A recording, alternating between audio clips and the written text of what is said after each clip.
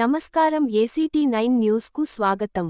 పెద్దపల్లి జిల్లా కేంద్రంలోని బృందావన కాలనీ వాసులు సోమవారం ప్రజావాణి కార్యక్రమంలో అదనపు కలెక్టర్ డి వేణుకు ఫిర్యాదు దరఖాస్తు చేశారు. ఈ సందర్భంగా బృందావన కాలనీవాసులు మాట్లాడుతూ కాలనీ సమీపంలోని రైస్ మిల్స్ నుండి వచ్చే వ్యర్థ జలాలు, బూడిద పొగ కారణంగా అనారోగ్యాల బారిన పడుతున్నామని, ఒకరికి క్యాన్సర్ కూడా వచ్చిందని, పిల్లలకు జ్వరాలు వస్తున్నాయని ఆవేదన వ్యక్తం చేశారు. ఇప్పటికైనా రైస్ మిల్లుల బారి నుండి బృందావన కాలనీ ప్రజలను కాపాడాలని కోరారు.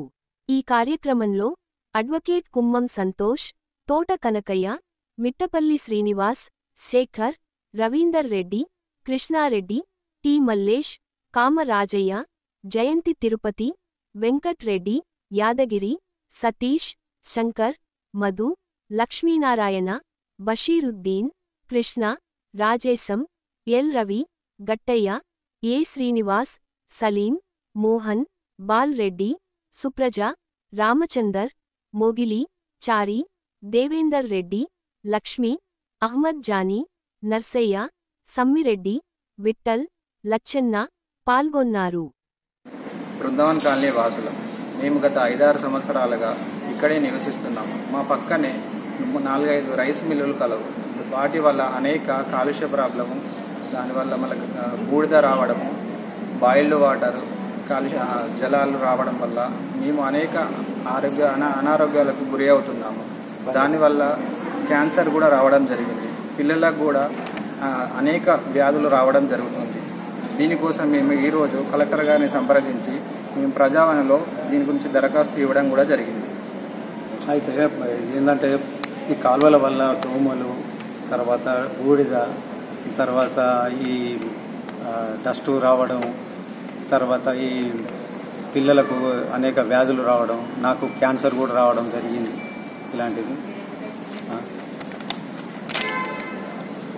ఈ బూడిద వలన మొత్తం అనారోగ్యాలకు పాలవుతాను.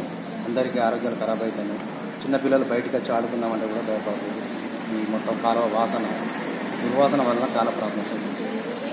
మెయిన్ రోడ్డు కాలువ ఉంది. అక్కడ నిలబడదామంటే వాసన, దానితో బాయిలర్ వాటర్ వస్తుంది. ఆ వాటర్ కోసం వాసనకు వశపడతలేదు.